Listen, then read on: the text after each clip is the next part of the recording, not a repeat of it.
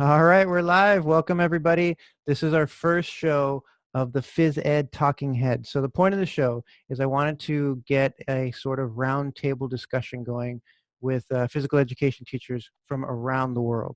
So I wanted to start off with everybody introducing yourself and telling us where you're from, maybe saying a little bit about yourself as well. So I'll start. My name is Jorge Rodriguez, and I am in Saudi Arabia, and I'm a physical education teacher at the early years school here in Kaust.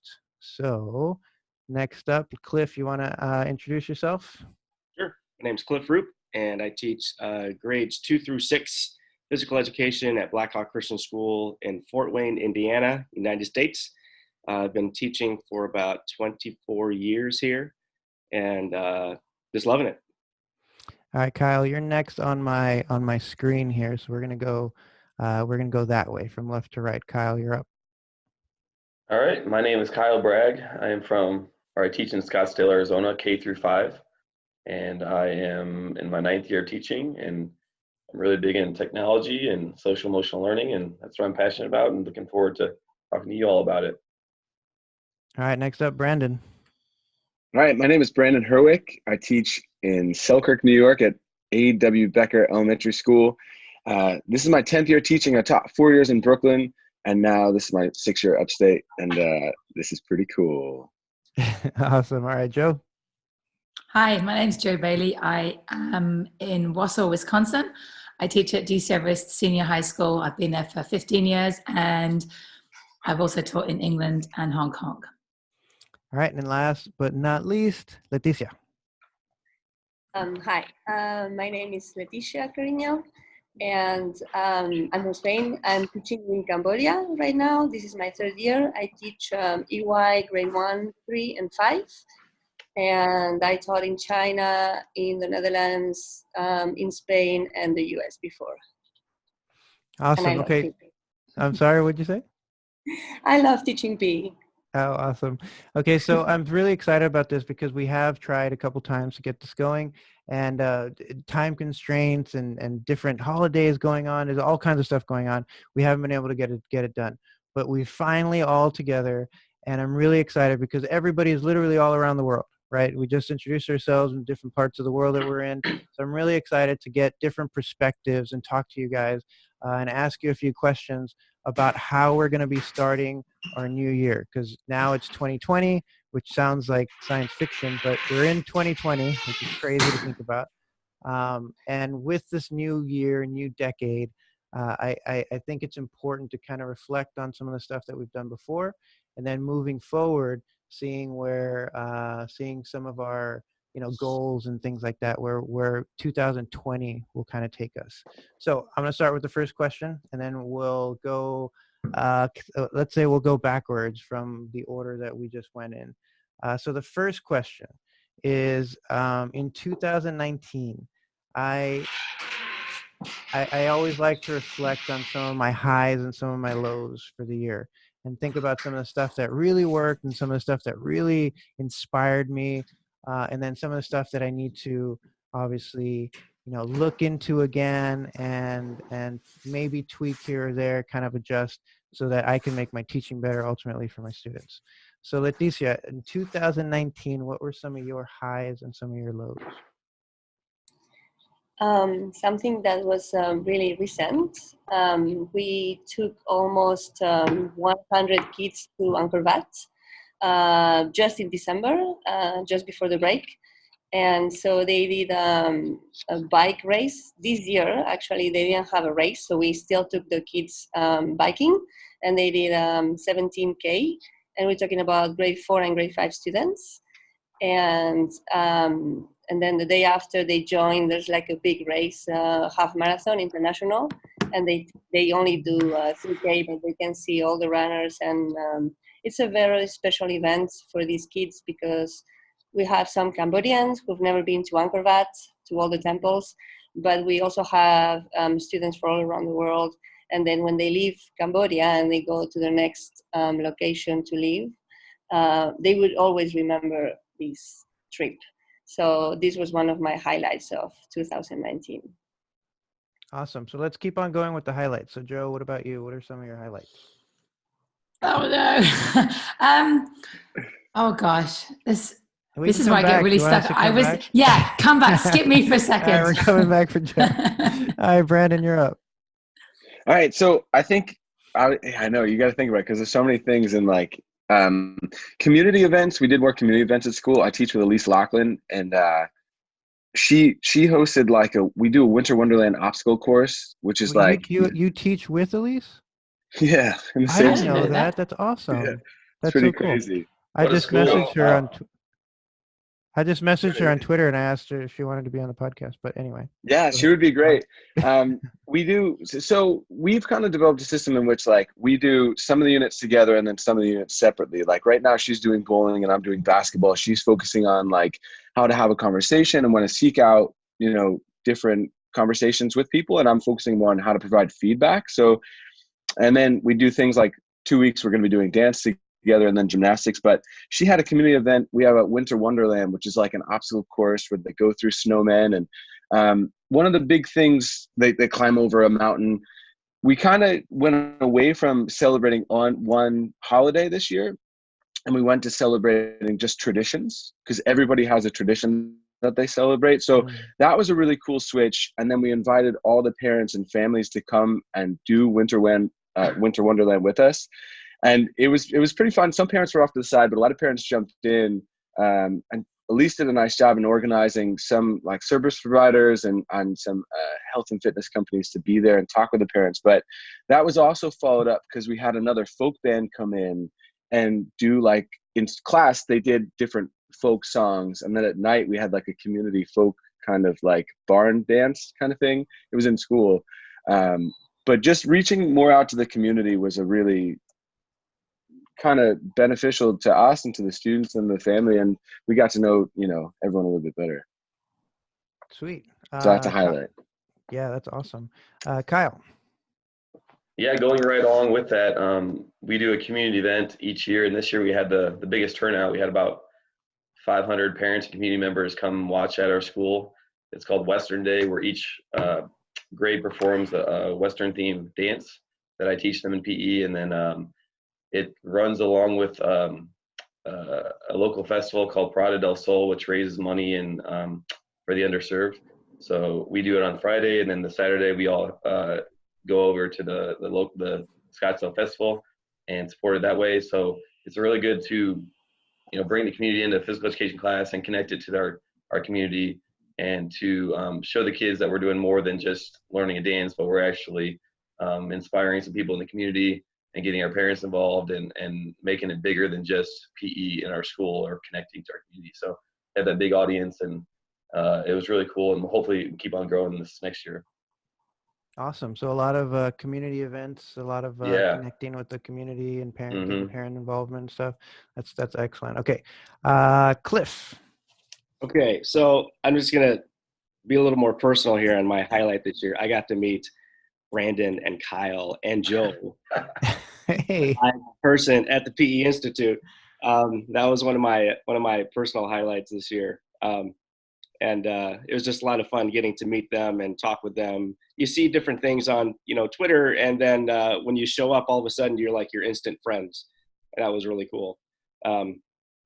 And that was just very inspirational to me in my teaching as well, to get to interact with them personally and then come back to that.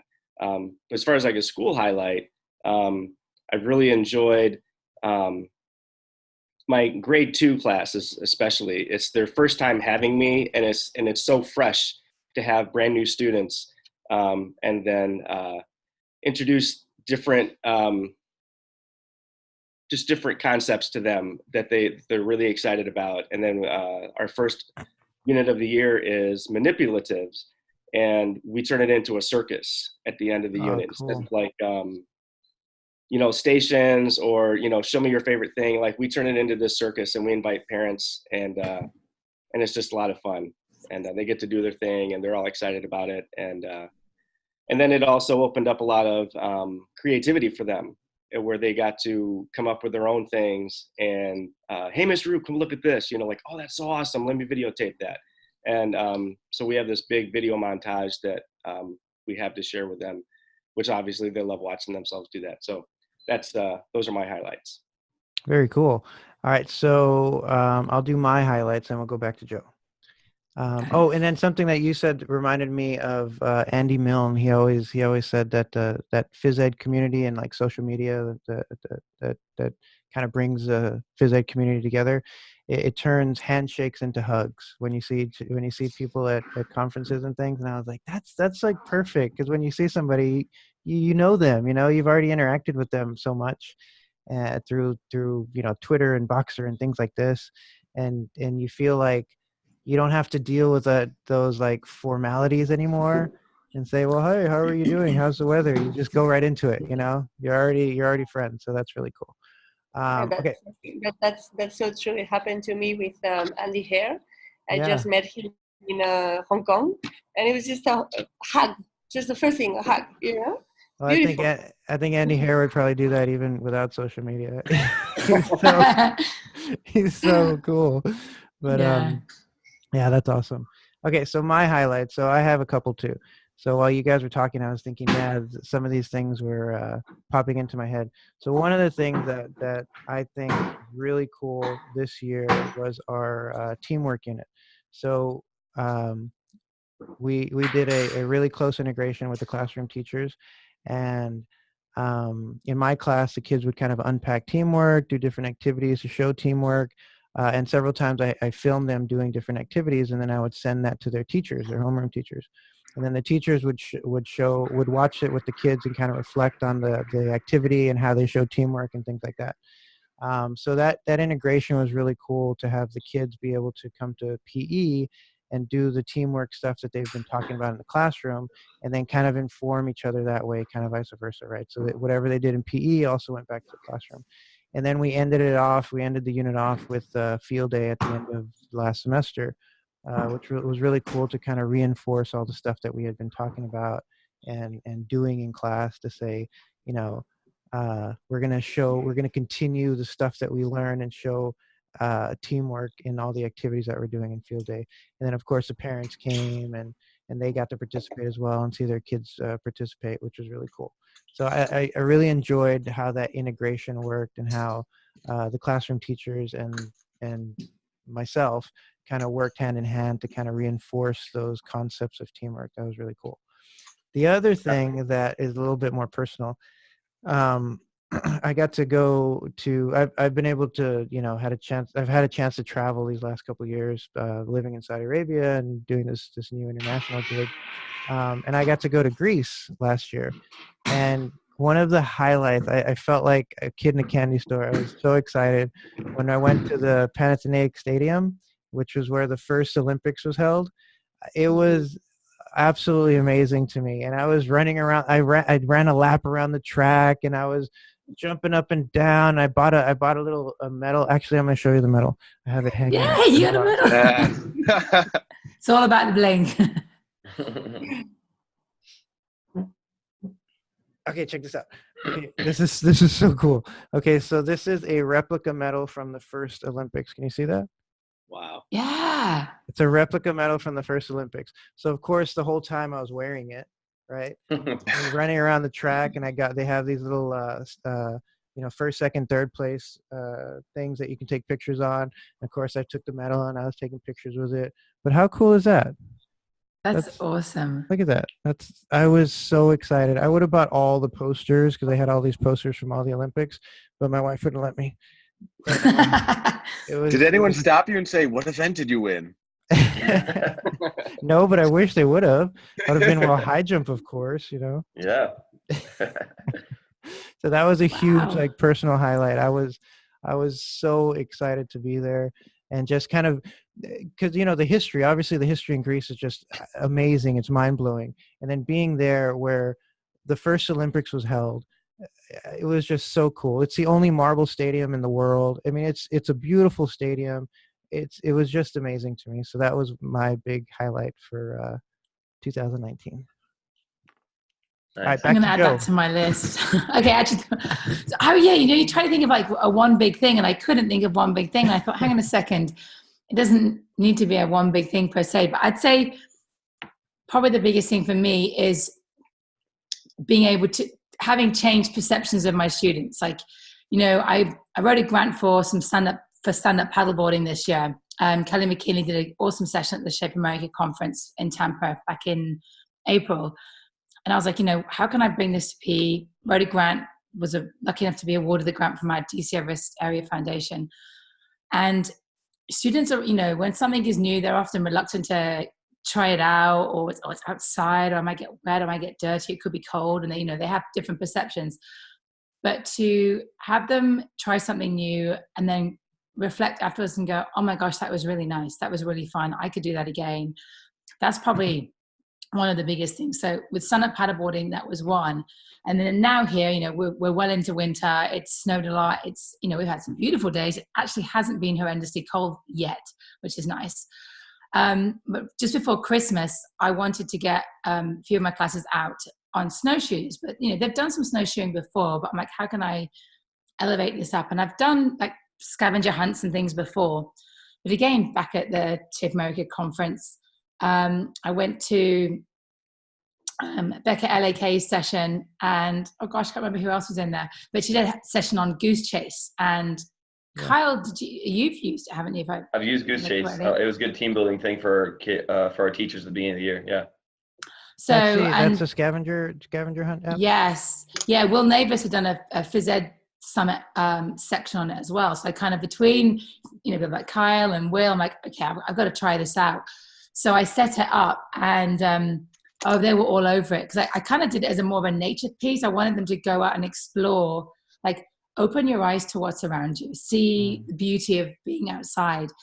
And most of my naysayers were like, because I had them do a reflection piece afterwards, they were like, wow, that was so nice, and I really enjoyed it, and it was great being with people and being outside. And I was like, yes. So just trying to get them that step out of their comfort zone. So hopefully they realize that actually you can go outside in winter. You can, you know, you can still enjoy yourself. So I think those opportunities to me are like always big highs, because that's what we want for our kids. And a personal one, I'll kind of follow you with the medal theme. New York City Marathon was probably a highlight for me. Super duper hard. But I've never been in such an amazing atmosphere as that particular race. And my one of my best friends and colleagues, Alicia, we did this together, and we had our New York City Marathon jackets on, and the conversations that we got to have with people because of those jackets was unbelievable. Like, people were just stopping us and saying, oh, and this was like the day before, like, could we run a marathon? Could we do it? And, you know, we're thinking about doing a 5K and we're not sure where to start. So we're like wandering around the city and chatting with all these people, and it was so amazing. And then the day after, when everyone wears their medals, again, the conversations that you got to have with people about just movement and running or whatever activity it is and the joy it can bring, it was amazing. Are you wearing your marathon shirt? How did you get? I saw the New York City on the top, or York City on the top, and I thought, yeah, we did purchase quite a lot of attire. Let's just say that much. Fully sucked in with all the attire. That is super cool. I mean, I ran a lap around the track, and I was like, oh my gosh, this is a bad idea, you know? That's on I'm putting that on my list of things to do now. I want that medal. 26 miles. That's crazy. I asked myself the same thing halfway through. Your kids want to run every week or something, right? What do you mean? Post that as a goal? Somebody posted on Twitter that their children want to run like a mile every week or something. Okay, so yeah, we did a. Did I post that? I don't. I think you posted, and I just wanted to stop and accent that, just so you have a community right here. We can support you. I'm gonna need you guys. Yes, thank you. So we did like a family resolution, and a lot of times it has to do with like some sort of physical activity. So like one year, my wife and my son decided to do push-ups, and so they started off with 10 push-ups, and every month how did they do it? Every month they added 5, I think, or something like that. So at the end of the year, I don't know if my math is correct here, but at the end of the year, in December, they were doing 60 push-ups a day. So every day they had to do these push-ups. And so I would do it with them every now and then, but you know, I wasn't part of like that goal. And then last year, what was it? We were doing jump rope, but that didn't last too long because my daughter was like, yeah, I want to do jump rope. And so it started kind of morphing into like a family type of thing. And so this year, we were actually in Vietnam for New Year's, which was really, really cool. But we were like, okay, let's do a family New Year's resolution. And so we kind of thought about some of these other activities. And I'm not much of a runner, but my son, he really loves running. He really loves cross country. And he was like, let's do a running thing. We could do like a couple miles, and we add a mile, whatever. And so we decided that we would start 1 mile a week for January, and then in February we would do 2 miles, and in March we would do 3 miles. And so it's based on a week long, but by the end of the year we'll be doing 12 miles a week. And so we figured that would be easy enough to actually do, and if you want to do more, you can do more, but enough to kind of get us all outside as a family and doing something active together. So that's our goal. Nice. That's cool. Thanks for bringing that up, Brandon. Yeah, you're going to be one of the only people. See, we all want to And be now like I'm going to Joe have Bailey. to do You it. can start. Yeah, now you're going to have to do it. And you can say you started in the old Olympic Stadium and then you ended up at the New York City Marathon. There you go. Well, I don't know that'd about be a story. that, but yeah, maybe Joe will run with me a marathon That'd in be New York awesome. City. Yeah, I don't know if I'll ever get to that point, but I do want to be more active, at least with my family. You know what I mean? Well, we're here for you. We're going to keep sending encouraging notes. Oh, thank I will you. tell you, the medal thing is a slippery slope. Once you've got one, there's like, ooh, more. Yeah. Well, there's some 5Ks and stuff that they run around here in the compound. And so we've thought about like joining one of those, like they're doing a color run at the end of the month here. And so I thought, yeah, it'd be cool if the whole family goes out there and does a 5K. I think I've done one 5K my whole life. So, so Have we'll see how that goes. What's have that? any of you heard of Park Run? Mm-mm. You heard of Park Run? No. Oh, this is amazing. It started in the UK. Cool. I want to say maybe at least 10 years ago now. But basically, this gentleman decided, you know what, I want to offer a free 5K every Saturday in the morning in a park.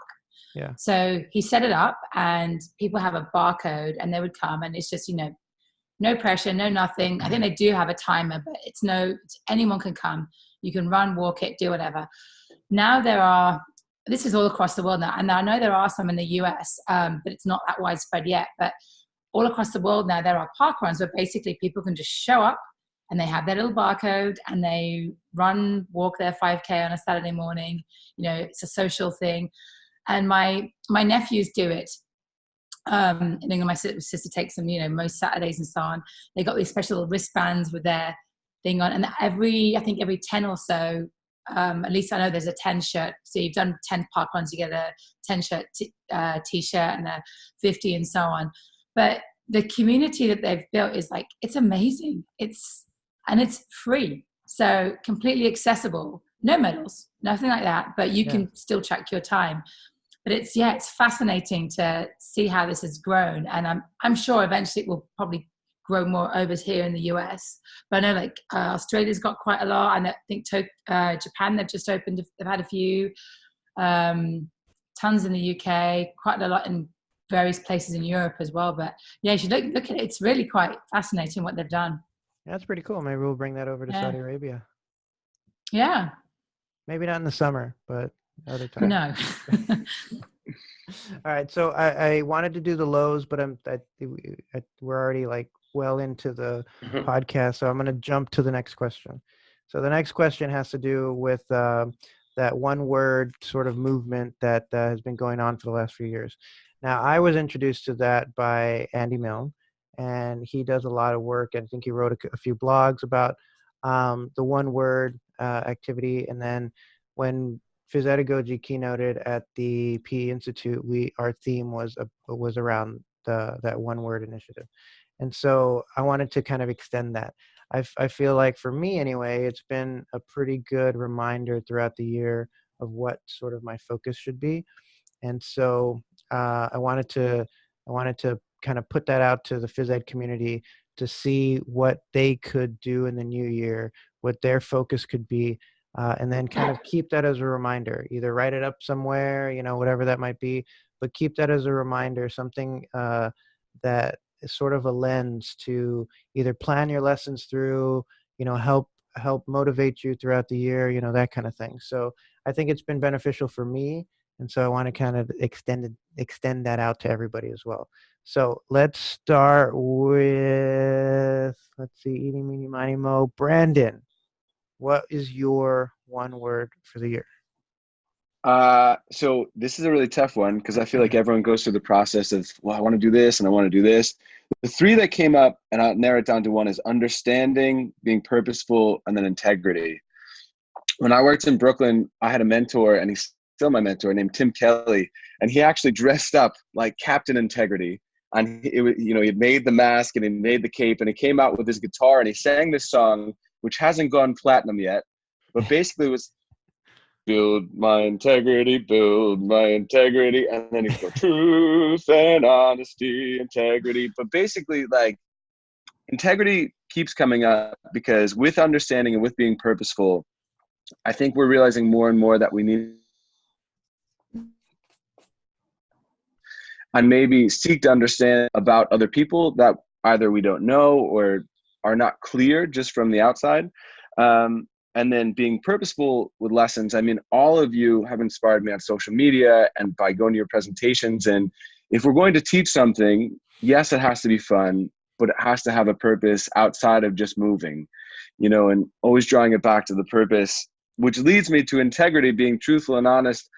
I think being human, I find myself a lot going into either I'll make excuses for doing, well, I'm just going to play this game because I like it, or, oh, well, I've done this lesson before and it works, so I'm not really going to explore anymore. So personally and professionally, being a person of integrity and always seeking out the truth of what I'm doing, and that can kind of guide me to always make sure that even if a lesson doesn't go right, or if I make a mistake, that I'm always striving to seek out that truth and seek out that honest purpose. Integrity. Awesome. Truth Very nice. Awesome. All right, Leticia, how about you? So my word is completely different. It's nature. And when I chose this word, I thought a lot of my experience with nature and how lucky I was being able to be outdoors when I lived in Spain and in Europe and in the US. And how difficult and how much struggle do we have here in Cambodia where there's not much nature. And I really want to give the kids the opportunity to find that love of nature I have and be active outside, because they don't know, they don't understand, they don't have that exposure to nature at all. And I'm going to go back to Angkor Wat because it just happened. But we were cycling within the temples or between the temples, but also in the woods. And the kids were saying, I want to live here. And I love that because it was just like so authentic. They were feeling so good in the mountain. There was a mountain, but there was like forest and between the trees and all that. And I love that because I love the nature and it makes me feel calm. And that's where I really enjoy being.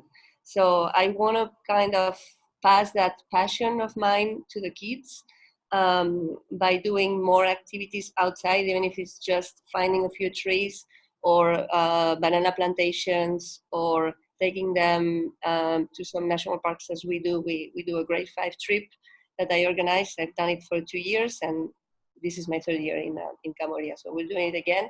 And the kids, they've never experienced, some of them, sleeping in a tent, grade 5, never. And first everything is like, oh, there's no AC, these kids are rich, right? And it's like everything. And then they love it. They love everything about it. They love doing a fire camp. They love stargazing. They love everything. And so I want them to be able to experience more of this. And so that's why I chose that word, nature. That's awesome. It reminds me of Dr. Rady's book, Go Wild. Have you read that book? It's all about it's all about the health benefits of just being in nature, and how we're sort of wired to reap the benefits of just being around the trees and the grass and the shrubs and the just nature. So that's awesome. That's beautiful. Okay, so Joe, what about you? What's your one word for the year? Okay, I had two, and then I backed it up. So the first thing I thought of was care. And I was like, no, it's not going to be care, it's going to be connection, because that pretty much encompasses everything, like connecting with yourself, making sure you are checking in with yourself, caring for yourself, connecting in with your students, because, and care comes alongside that. How can we connect with them so that they can care for themselves? How can we connect with each other from a social perspective within physical education around the world to support each other? So I think the more we get in tune with connecting with people, and we are in this digital era where connection has become, it's there almost 24/7, yet on the personal connection level, the face-to-face ability to be present in a conversation with a person or a group of people, particularly for some of our younger students, that has almost gotten lost.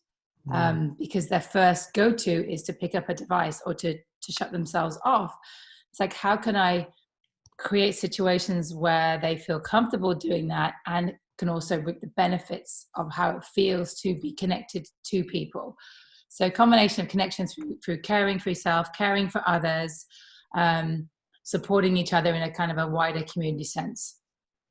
That's awesome. So I guess like at this point of the podcast, if you're listening to it, you got your earbuds in. I know, you're like, what? Your cell phone, right? Put it away, pause, right? Pause, and go give somebody a hug, and then come right back. Yes. All right, Kyle. My word is balanced. It kind of goes along with what Joe was saying. We all work so hard for our kids, and sometimes we don't take the time to help ourselves. And sometimes I look at teachers and they, are maybe just throwing out the ball or whatever. I'm wondering why they do that. And maybe they pushed so hard when they were my age that they kind of burned out and they just can't keep pushing anymore. So I think I need to not only take time for myself, maybe take the computer home once a week instead of pretty much every day to do work at home. We had a mindful minute yesterday, and I thanked them for being so calm and peaceful, because that allowed me to do my mindful minute with them. So I think it's just a matter of believing what you're doing. Don't overdo it. Maybe check Twitter 10 minutes a day or something instead of half an hour or whatever. So taking time for myself to recoup and to not go into the lesson believing in it and not saying, okay, maybe I need to tweak this, tweak that. Just believe in yourself, and then that way I can have time for myself at the end of the day. And to be the best person for my students, I need to take time for myself. Yeah, that's Can awesome. I say, Jorge, too, with that, Kyle, I love that you said that, because I've tried to have some mindful minutes and like meditation, and sometimes I find myself inclined to be like to like stare, at that one student that's like trying to tickle the other student, or like, I have a tough time managing how like I control that sometimes, because you don't want to be like, can you please stop, please stop talking. But the fact that you mentioned that you told them, thank you so much for being calm and being quiet, so that I could also share in that, like, that's such a beautiful way. And having those conversations shows that they have an effect on you, and that's a really great point. Thank you. And it shows that you're a real person too. They just, sometimes you don't want them to always think of you as this, adult, this teacher. You're with them, we're in this together, and they really kind of thought about that, and they're like, oh, that was cool, and now they're like more motivated to let me have that minute again. Yeah, that's awesome. That shows how much they care about you as well, because obviously you care for them, and that's just been right back. Cool.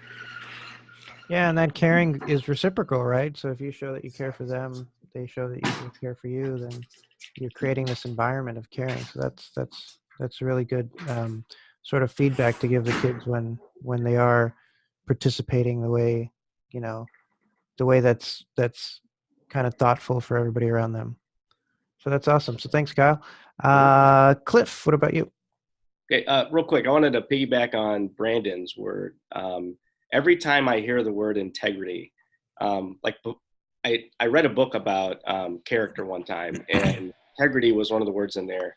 And before, every time I heard integrity, I was very simply thinking about just honesty, because that shows that you're a person of integrity when you're an honest person. But the author pointed out about integrity being he likened it to a building. When a building's integrity is compromised, that building has now a risk of falling apart. Mm. And so not just do I want to be a person of integrity and being honest, but I want to be a structurally sound person, so that when something comes my way, I'm not simply going to fall apart. So like my values are intact, my relationships are intact. I can feel good about the choices I make because I'm being wise. And so like, if so many opportunities come my way, I'm not simply going to cave at that moment. And so like, so I appreciate that you brought up integrity, because that, it now confuses me as like what word I want to pick for the year. But, but I'm along with all of you on your words, balance and community and caring and integrity. But so mine comes down to the word choice. I have like 6 other words that are on my list right here, but choice comes down to me because I want to make wise choices in how I spend my time. I have so many opportunities to do things for my school, for my church, for my in my neighborhood and friends and family, but like I need to prioritize that, and so I want to make wise choices. And so like that word, I want to put that word up on my office, so that like when I'm giving lots of time to a certain grade level, because like I talked about my grade 2, like they're so easy to plan for because I know they're going to be excited to do everything. My grade 6, they're too cool for me. It's just, they don't buy into like what I try to bring at times. And so like, I'm not as motivated to plan for them, but that's not right. I need to give them my absolute best, regardless of how they respond. But at the same time, I need to look at them and say, well, why are they responding the way they are? Maybe I need to change something. And so, so my word is choice. I could talk a lot about this, but I'm going to stop and just say, like, I just want to make wise choices, first for my family and for myself, and then for those around me. Yeah, that's awesome, because that also, you talked about integrity, but that also, goes with what Kyle said about balance, right? And about, sometimes it being okay not to check Twitter, or some of those vices that you can kind of fall into really quickly. I know I have a problem all the time, and I think choices can also extend to, giving your students choices and giving your students, voice in your class as well. So I like that. That's a really good one. Okay, so my one word, I same thing. I kind of went back and forth. I was like, where do I want to go? Where am I going to go with this? So I ended up thinking that my word, the lens that I want to pursue the next year, is compassion. And so one of the reasons I chose compassion was because my professional inquiry this year is to create a more inclusive classroom for all of my students. And so with that in mind, I think I have to show a lot of compassion and sympathize and look at the concerns and really empathize with my students and see where they're coming from. The other reason I chose that, and I thought, a couple years ago, I read a book called The Book of Joy, and it's with it's this long conversation, or long sort of I guess it's like a journalist was sort of traveling with the Dalai Lama and Archbishop Desmond Tutu. And so they had these conversations about joy and about how to find joy in your life. And what they kept coming back to, and I think one of the ongoing themes of the book, was to live a more compassionate and to live a more compassionate life, and to have forgiveness in your heart. And I thought that's so powerful, and it stayed with me. And so I think this year I really want to take some of the lessons that I've learned from my students, from this big move that we've made in Saudi Arabia, from being able to travel all over the world and seeing, kids at play in the parks, and just all the different experiences that I've had, and try to be more compassionate and live with more forgiveness.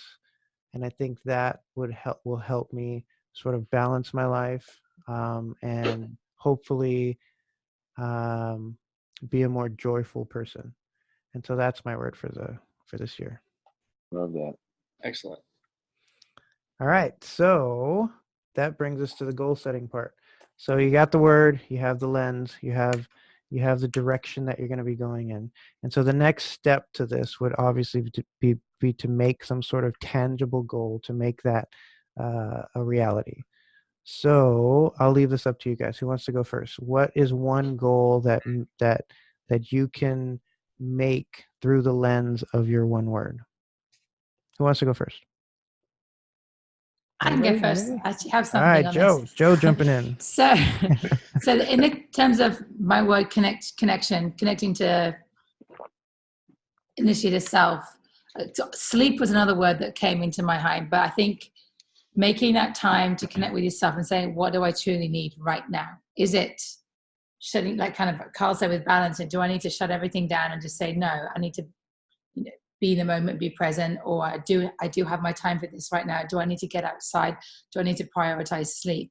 So I'm going to say to prioritize connecting to myself each day as a check-in, to say, what are your needs today? What's going to help you feel good in yourself? Then you can help other people. Because so often, again, you try to run yourself ragged and you succeed, and therefore you're not as able as you would like to be to help and support other people around you. So taking that time on a daily basis to connect and say, all right, check in, how's everything going? What are your needs today? How are you going to fit that in? Nice. And sleep, sleep is a very important aspect of that, isn't it? And sometimes it's neglected because it's almost like it's viewed as being like tough, or like I don't know, like virtuous in some way not to sleep, right? It's like, I only got 3 hours of sleep last night. Woo, It's the biggest. I never used to make it a priority, and it's become. I read that the sleep book, mm-hmm. like why we sleep, which was like a fascinating eye opener to how important it is. And I would often prioritize 10 more minutes on the internet, 10 more minutes on here, rather than going to bed. So towards the end of last year, I tried to be way more intentional about, right, it's 9:20, everything's off. And even if I'm going to spend 10, 15 minutes reading a book or before actually going to sleep, but getting to bed way early, and that made a difference. And I must say, not because of that, if I hadn't done that, it would be worse, but I have been struggling sleeping in the last few months, just like waking up and hormonal stuff more than anything. Like when you wake up in the middle of the night and you're like, I'm so hot, and I'm freezing cold, and I'm so hot and I'm freezing cold. It's disruptive. So it's like, I've got to prioritize sleeping, particularly if I know it's not going to go particularly well. And it really does make a difference. You start looking for those little bits and pieces. What can I do here? Am I hydrated enough? Am I doing this? Am I eating the right food? So there's so many things that go into it, but it's huge. Awesome. Okay. Who would like to go next? Anybody? Mine goes along with that. So I like to post things to kind of on Twitter to share what we're doing and spread the PE love, but sometimes I spend too much time on that, and then I lose sleep because of it. And our goal is to first, I think, help ourselves and help our students. And if we have time to share the love and show what we're doing and maybe help somebody else. But at times I can see I'm doing that, and then, maybe I don't get enough sleep, and then my students maybe struggle because I was so focused on trying to help other people. And maybe, we all have really good lessons, let's be honest. But sometimes we just try to tweak too much at the end and try to come up with this perfect high DOK question. But then we spend too much time thinking about that we get kind of burned out. And then ultimately our good lesson turns into a mediocre lesson because we're not fully prepared, not prepared, but we're not fully rested to give that lesson adequately. So believe in ourselves, have this lesson done and not stop trying to tweak it so much. And then, if you do have extra time, maybe tweak that question or share what you're doing. But I think first of all, to take care of you and your students first, and then kind of help others around the world. Awesome. Who would like to go next? Cliff? Since you guys are talking about sleeping, I just need to share this because we're coming from Spain, and so I had a jet lag. It was crazy. You have jet lag, that's crazy, but when your kids have jet lag, that's even worse. So Good point. I had my own and my kids, and so on. I started school on Monday, but it was just PD for teachers, and then Tuesday was a holiday, and here in Cambodia, and then Wednesday everybody started, all the kids. So Tuesday morning, my kids were sleeping till 12 or something. And then I woke them up. And then at night, I went to sleep at 9. They went to sleep at 8. At 11 p.m., they woke up till 3 a.m. Till 3 a.m. Oh no. So it was like, That's rough.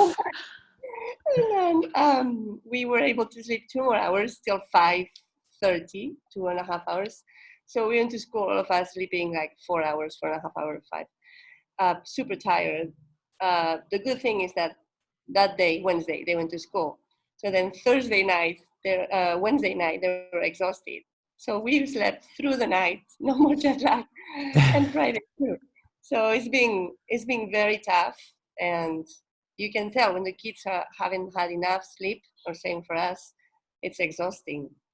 It's really important to, as you're saying, balance your life with good food, enough water, and enough sleep.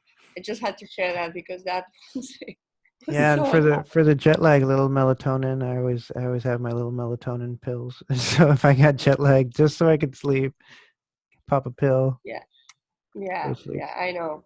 I didn't. It was, I'm just picturing, like, imagine if you had, and this is, I'm sure, the case for a lot of people who are teaching well, it could be anywhere, but definitely internationally, when you have a lot of students in your class who have jet lag. Oh yeah.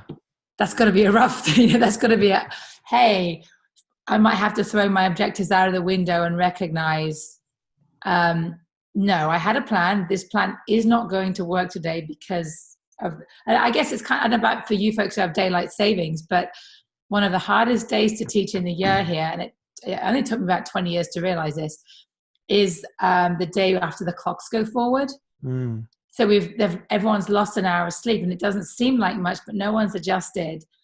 And I realized, I'm like, I should never plan anything particularly mind-blowing on that day. I should focus more on their care and their well-being, because they are going to be crabby and Well, tired. and you mentioned that book, Why We Sleep. I think in that book they talk about like all the health problems that come that day after daylight savings, and the increase in heart attacks and increase in all kinds of different health I've forgotten problems. that bit. Yeah, and it's like, why do we still do that? It's so crazy. I know. So But yeah, that's hard to teach. That's why we teach the students and not the content, right? So we see our kids and then how they're doing, and if we need to adjust or do a teacher inquiry on that day, but we just adjust our lesson, and then we will teach wherever we need to teach next time, right? But so far, I think it was more me than the kids. I was feeling like, oh my goodness, this lesson was horrible. And I think they didn't notice, but for me, it was like, oof, I didn't do a great job with that. But yeah, never know. We're very critical with ourselves too. I can share my goal since I was started with the jet lag. I actually have two with the nature. So one was related with offer more opportunities for the kids to be outside and enjoy nature, not just during the PE lessons, but also for them, right? During their weekends or after school. So kind of realize that that's something that they could enjoy and do instead of always being inside. So also teaching parents, offering opportunities for them to where they can go, this kind of thing. And the other one is more related with climate change and what are we doing with nature. And so it would be more including awareness raising on climate change in my PE lessons to reduce the impact on nature. Because here at ISPP, at my school in Cambodia, we're eco school. So we are single-use plastic free. So there's no plastic, like single-use plastic. If you want to take a coffee or something, you need to bring your own cup. or you can drink it in the cafeteria, or you can buy a cup. But there's no, if you don't have a cup, basically you don't get a coffee if you are in a rush. And the straws, we don't use plastic straws. It's like paper straw or bamboo straw. So raising a little bit awareness on that. And so how would I do that? Goal would be linking with the units with the homeroom teachers, because we're a PYP school. So looking at their transdisciplinary units and how can I connect the central idea of what the kids are learning, if there's a key concept that I can use, something like that, to bring that awareness during PE as well. So it's like two goals within the same word. Yeah, awesome. All right, let's see. Who hasn't gone? Cliff, have you gone? Not yet. But I was thinking, I love writing. It's really, in the last couple of years, I've written more in journaling, and I've been blessed to put some things out in my blog. But I think what I've discovered about writing for me is at the beginning, like if I don't have something figured out, like I just write as if I'm trying to talk about it. And then by the middle, I start to come up with some things. By the end, I think, wow, I've come to some kinds of conclusions just simply by writing things out. And I've really enjoyed that process. And so I think for my choice word, I'm going to journal kind of like my journey through how I make my choices. And then I'm going to try to reflect and go back each week and see, like, how did I do? Did I choose well? What did I mess up on? What do I need to come back and like make a different choice or work harder on something or back off on something? As far as like, maybe I'm not choosing my family enough. Maybe I'm choosing to do too many things at school. Maybe I'm choosing my family too much and I'm not getting enough work done at school. I'm not sure. I want to be able to have something I can go back to and reflect on that. And so I think that's my action plan, is to journal about that. Nice. All right, Brandon. I think an action goal for me to try to build my integrity is to ask myself kind of sometimes tough and uncomfortable questions, and then to ask others questions about their experience, and then really listen. I heard a quote recently that says, instead of treat others the way you want to be treated, treat others the way they want to be treated. And I think in order to treat others the way they want to be treated, you have to get to know them, and you have to understand some of where they're coming from and what their experience is. And I mean, on a broader range, I'm really trying to dig into equity and social injustice and privilege and things like that, because I think a lot of times these are things I don't necessarily know a lot about. So I'm trying to research them. And sometimes I go, no, that can't be it. And then I realize that some things are really, really tough right now for a lot of people. So instead of trying to understand it just from my own thoughts, ask people about their experiences. You know, everyone's going through something, and some people are going through a lot. So asking a lot of questions, trying to treat others the way they want to be treated. And then in regards to the students, you know, you've all posted a lot of really cool content about, you know, having students select the playlist in your class to have a better investment, you know, asking them some of the things that maybe are important to them. And then, you know, having more time with the students and asking about their experience. You know, a lot of times a student will be acting up, and you'll find out more about their life, and they're going through a really tough time, you know? So that's the time. I saw another quote that was, instead of looking at students as attention seeking, look at them as connection seeking, right? And that goes back to the word of connection. They're reaching out, and that they're having a tough time, and they don't know what they need.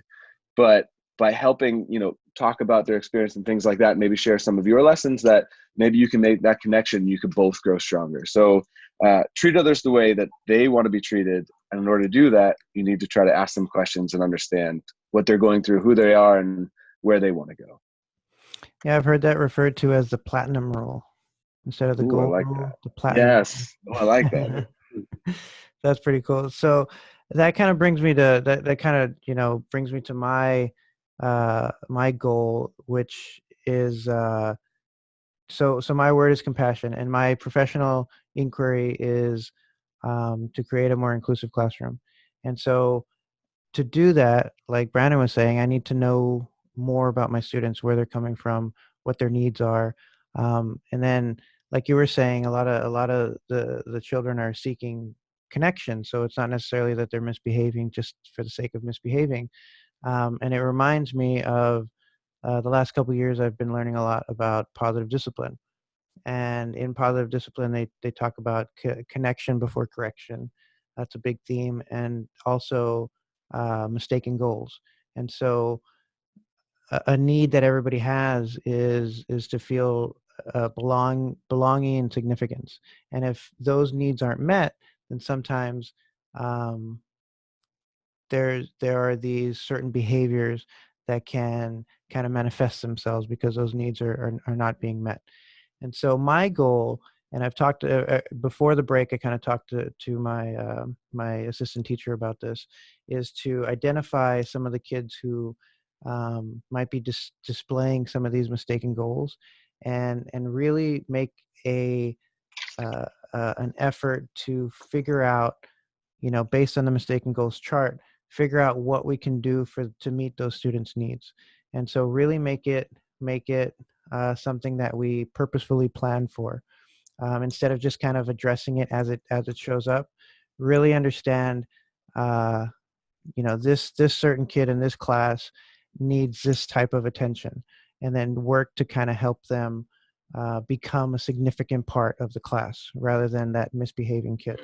So seeing the kids a little bit differently, and then trying to meet their needs so that they can be productive members of the class and meet those needs that they might be missing. And so my goal right off the bat when I get back, I mean, starting tomorrow, we start school tomorrow, is to start these conversations with one, my assistant teacher, and two, I work with Andy Vasily. He's my pedagogical coordinator.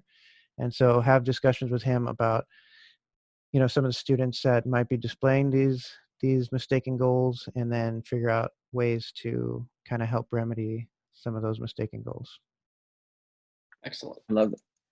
Jorge, I just want to say really quick that I'm like taking notes as you're saying this, because one of the things that's going on in our school right now is that whether it be the classroom teachers have the information and it's just difficult for us to connect with them, or whatever it is, a lot of the exploratory teachers, art, music, library, we have a STEAM class now, we're experiencing a lot of the same issues with a lot of the same students, maybe with these mistaken goals, but we're not sharing any of the solutions or any of the things we're finding. So I love the making a list of students that maybe we need to take a closer look at, and then sharing it with our team of exploratory teachers to say, hey, I know in music they're really responding this way. Maybe I can incorporate more of that into physical education, and maybe even in the classroom as well. So thanks for sharing that.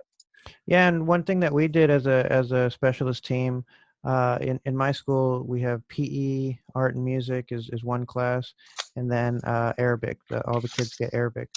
And what we did is we made like a Google Doc, and we don't use it as much as we should, but I really want to make a better effort to put information on that Google Doc about things that work and things that might not be working, as far as our approaches to some of the students that are displaying some of these mistaken goals. And so we initially started that when we went through the positive discipline training, and then we kind of went away from that. So I want to really get back and then share that with my assistant teacher, because that communication wasn't happening on my part, and then share it with my pedco, which is again Andy, to really again make explicit plans on how we're going to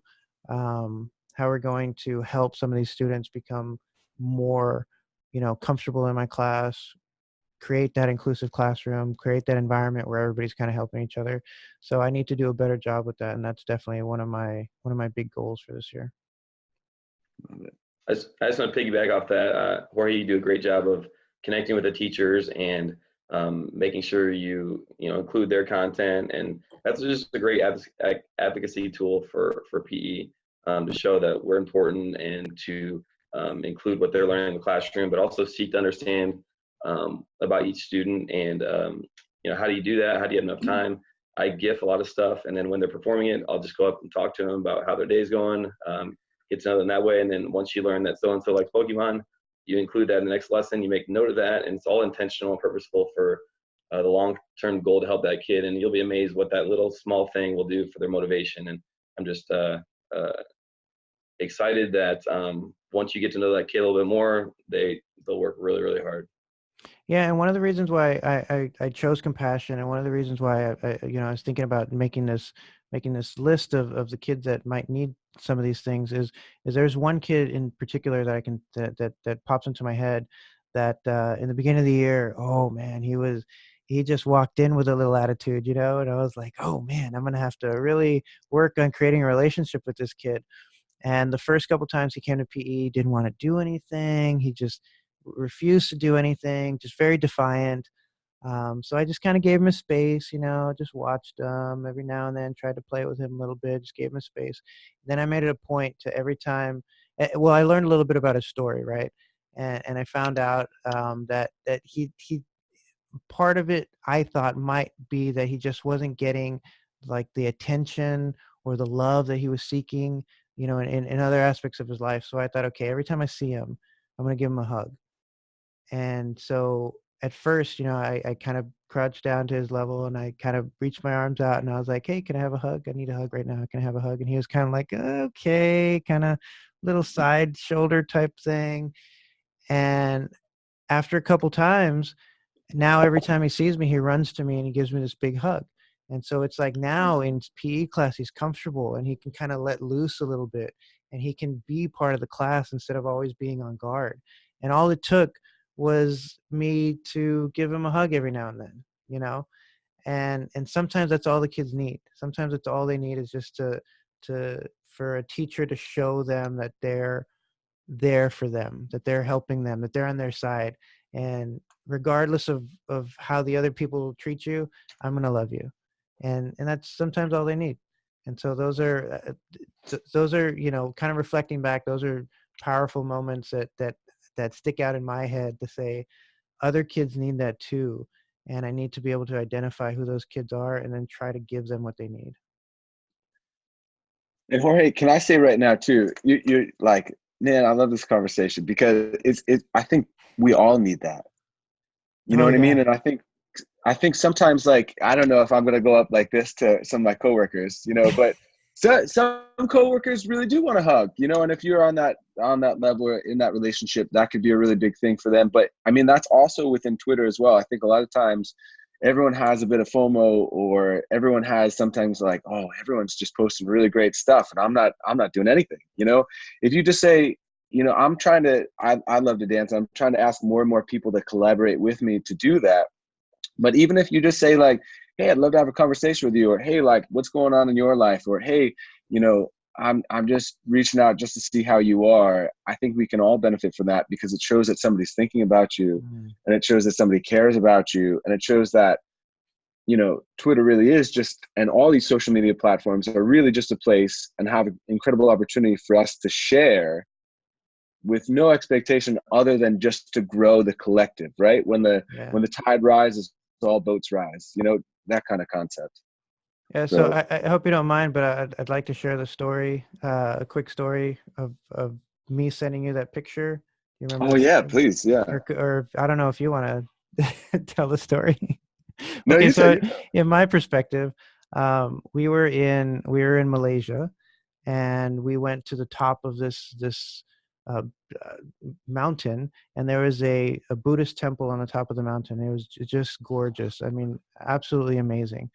And kind of looking out to the mountains, there's this sort of a rail. There's a big, huge statue of Buddha on one side. There's a temple on the other side. And in the middle, there's this huge bonsai tree. I mean, just a beautiful bonsai tree. And Brandon, he has several bonsai trees. He loves the art of bonsai, and I'm probably I'm not pronouncing it correctly, but but I saw this and I was like, oh, Brandon would love that. Brandon would love a picture of that. So I took a picture, and when we got back to the hotel and I had Wi-Fi, I sent it to him.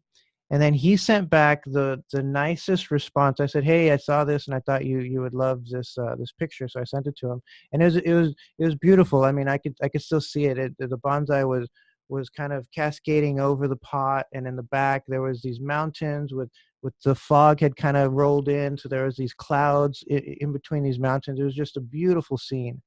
um, and he sent me the nicest message about connection, right? And about me thinking about him and him appreciating me taking the time to send that. And I was like, wow, that's like a little virtual Twitter hug. You know what I mean? Yeah, oh, I love that. Yeah, we need to do more hugs.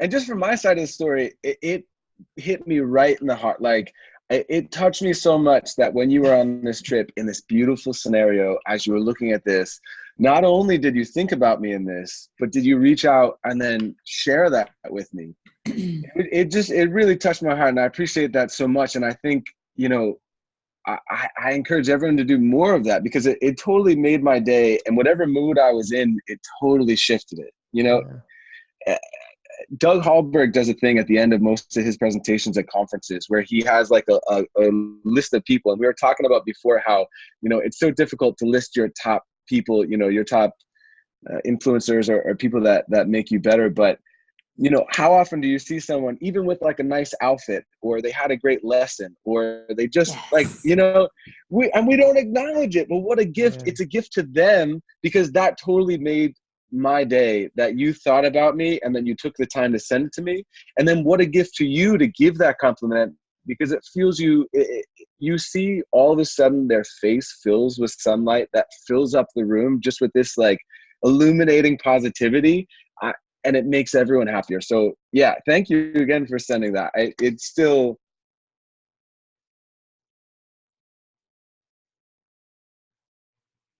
that world, that opportunity, just virtual hugs. I love that. Like if you see, I know this comes in different contexts, but I was thinking if I'm thinking it or I'm seeing it, I should, from a positive obviously side, I should say it. Because if I'm thinking, oh gosh, this is really nice, I should say it, because you never know what it can do to, you know, obviously check your context and so on. But you know, if wherever you can, say those things, because you're so right, it makes all the difference. It's like, oh, thanks. Yeah, definitely. If you can do something to, and I talk about this with my kids all the time too. If you could do something that will benefit somebody else more than it benefits you, then go for it, do it. And like Brandon said, in return, and this is another theme that kind of goes through that throughout that book, the Book of Joy. When you do things for other people, it fills you up as well. And so the more you can do for others, the happier it's going to make you.